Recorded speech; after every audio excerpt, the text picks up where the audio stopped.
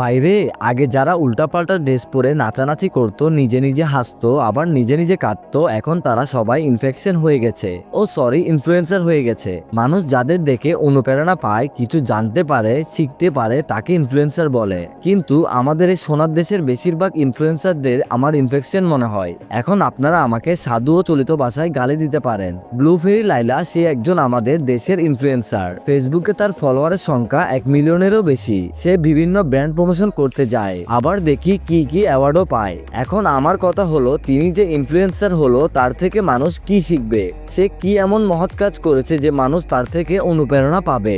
বাংলাদেশের আরো একজন নামকরা ইনফ্লুয়েন্সার হলো শামিমা আফরিন অমি। তার ভিডিও দেখে আমার বমি চলে আসে। ফেসবুকে তার ফলোয়ারের সংখ্যা 2 মিলিয়নেরও বেশি। তাছাড়া তিনি নাম্বার 1 টিকটকার।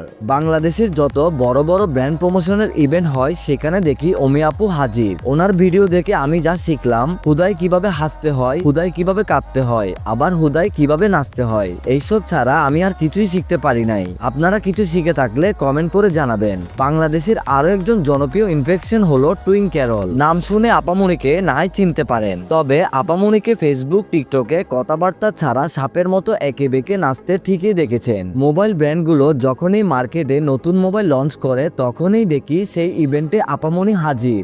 আমাদের দেশের মোবাইল ব্র্যান্ডগুলো যেমন টেকনো, শাওমি, ওপ্পো কিংবা ভিভোর নতুন কোনো কিছু লঞ্চ মানেই জাঁকজমক অনুষ্ঠান।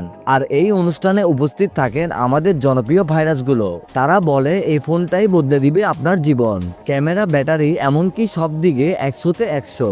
কথাগুলো শুনে মনে হয় আজকেই আমাদের ফোনটা কেনা উচিত। তবে মজার বিষয় হলো, যেসব ইনফ্লুয়েন্সাররা গলা ফাটিয়ে এই ফোনের প্রশংসা করলো, তাদের কারো হাতে টেকনো, ভিভো, ওপ্পো ফোন দেখা যায় না। তাদের সবার হাতেই আইফোন।